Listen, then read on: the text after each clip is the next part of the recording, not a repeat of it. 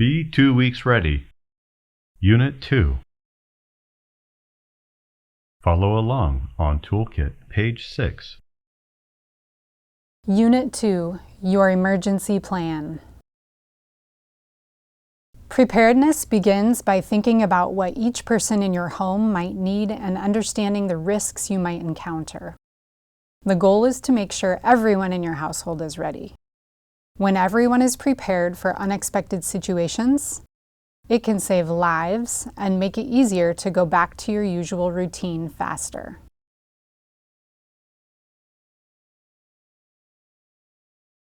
Quick start steps. Learn about the hazards in your area. Make a household communication plan. Make an emergency plan.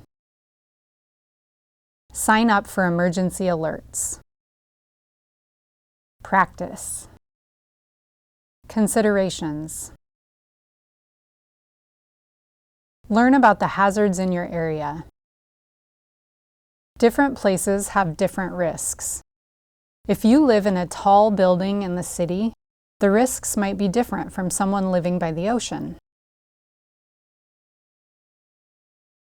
Local emergency management agencies and fire departments can help you identify the hazards where you live, like earthquakes, floods, mudslides, wildfires, and tsunamis.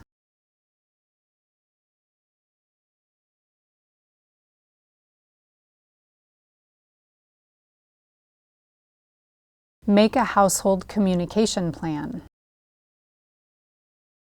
Talk to everyone in your household about what to do in an emergency. You may need to evacuate or shelter in place. Here are some important things to consider in your communication plan. Out-of-area contact. Who can you connect with that isn't impacted by the disaster?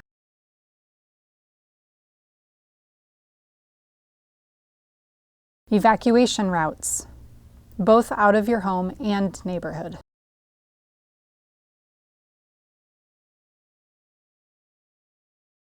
Meeting place. Where will everyone meet after the disaster if not at home?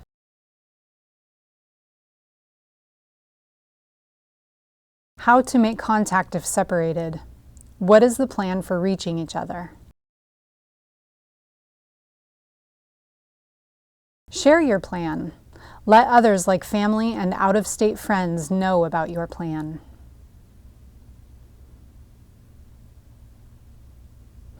Make an emergency plan.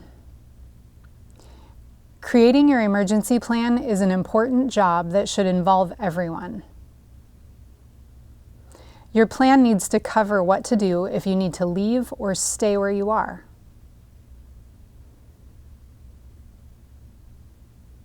In the event of an evacuation, you should have an emergency go kit to take with you. To remember what to do and what to put in your go kit, think about the 6 P's.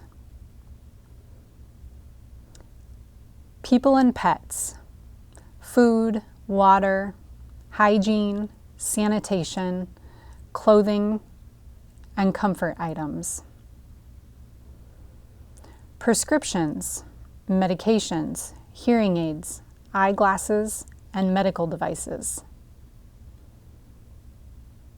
Phones, personal computers, hard drives, disks, and chargers.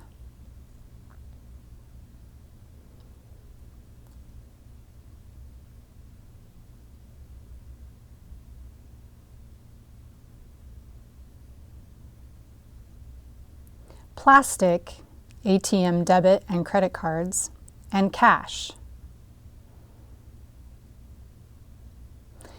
Papers and important documents, photo ID, birth certificates, social security cards, passports, visas, insurance policies, etc.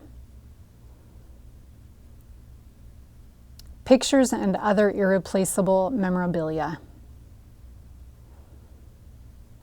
Visit www.ready.gov or www.redcross.org for more recommended emergency kit items. When sheltering in place, you need to have enough supplies for everyone in the household to survive for 2 weeks without electricity, running water, and working toilets.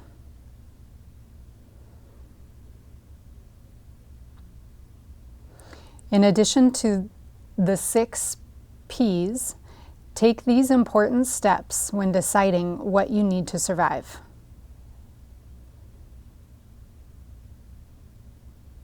Track what your household eats over 2 weeks so you have an idea of how much food you'll need.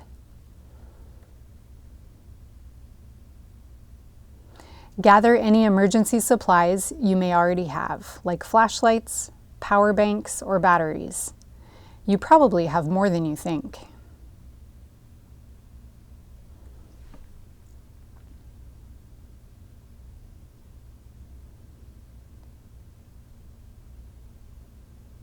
Specific steps on how to gather supplies will be covered more extensively in later sections of this toolkit. Sign up for emergency alerts. The easiest way to know what is happening in your area is to sign up for emergency alerts. Here are different ways you can sign up. Priority alerts. Visit your county emergency management website to sign up or update your contact information.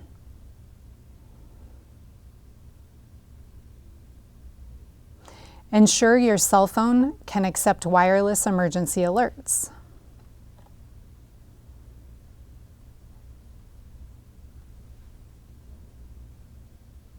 For Apple devices, first go to Settings, then click on Notifications. Scroll to the bottom of the screen until you see Government Alerts. If the bar is green, it means the notification is turned on. For Android devices, go to Settings, either search Emergency or click on Safety and Emergency, and make sure that Earthquake Alerts and any other alert options are turned on. In Oregon, visit www.oralert.gov to sign up to receive local emergency alerts in your area. Additional alerts. Download the free MyShake app to get early earthquake notifications in Oregon, Washington, and California. Purchase an NOAA, National Oceanic Atmospheric Administration, radio to receive updates on severe weather warnings.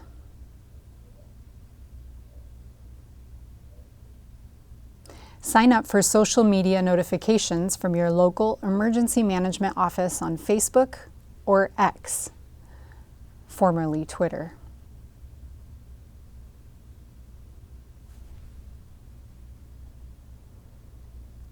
Practice. Once you have a plan, practice it. This is the best way to know that your plan will work. It's better to know which parts of your plan won't work before a disaster happens.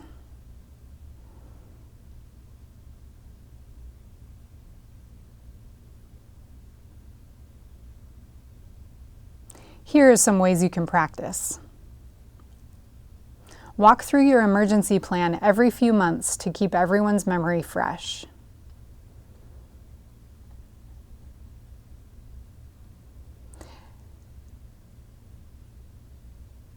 Test the evacuation route out of your home or neighborhood.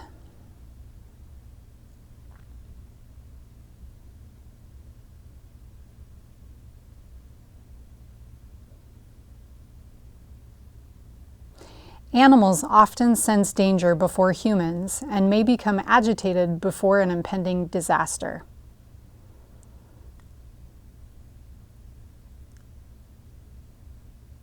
Practice getting your cat in its carrier or your dog on its leash while moving quickly.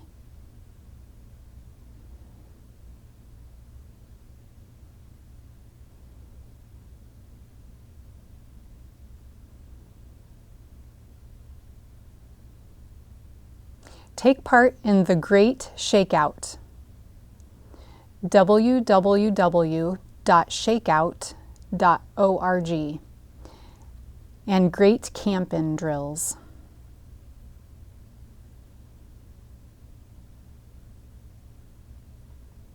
Considerations. Make sure to account for access and functional needs, such as equipment to help with mobility or CPAP machines that rely on electricity.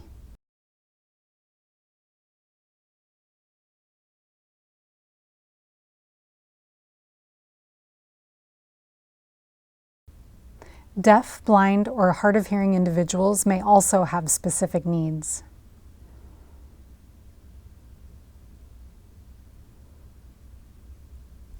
Talk to your doctor about ways to stock up on extra doses of necessary prescribed medications.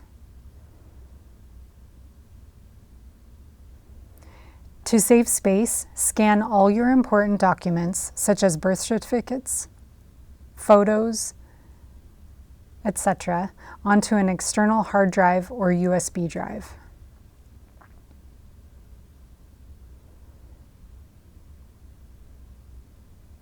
Include other documents such as rental agreements, utility bills, or letters of employment.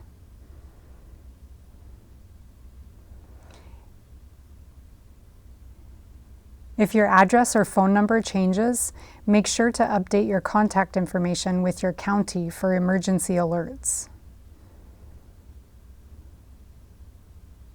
Sign up for alerts for areas you visit when away from home.